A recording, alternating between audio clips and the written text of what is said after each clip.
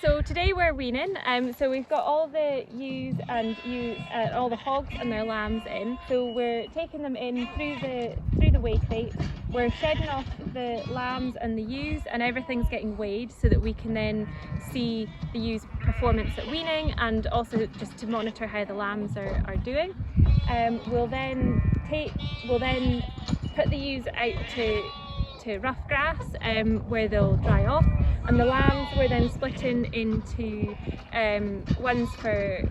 breeding for the ewe lambs, and then the other ones they'll then be sold as store. So we're just splitting up the lambs today as well.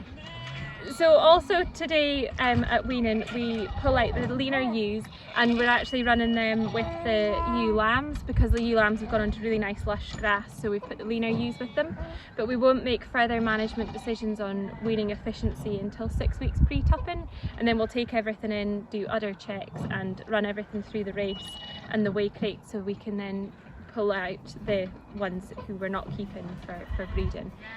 So we'll do that 6 weeks pre-tupping. Everything is weighed at weaning so that we can then use that as a management decision tool for what goes into the A flock and what goes into the B flock, because the requirements of going into the A flock are you've got to wean 100% of your body weight consistently. And if you don't meet that criteria, then you go into the B flock, and then ewe lambs are just managed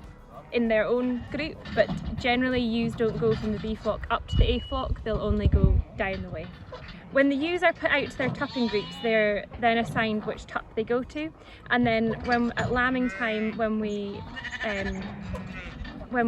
record and mark all the lambs, we know who their father is, and we're then able to write in what their vigour is like, how easy lamb they were, and performance record them and their mothers, so then we can make management decisions at weaning and pre-tupping as well as to who we're keeping and who we're not keeping. Being able to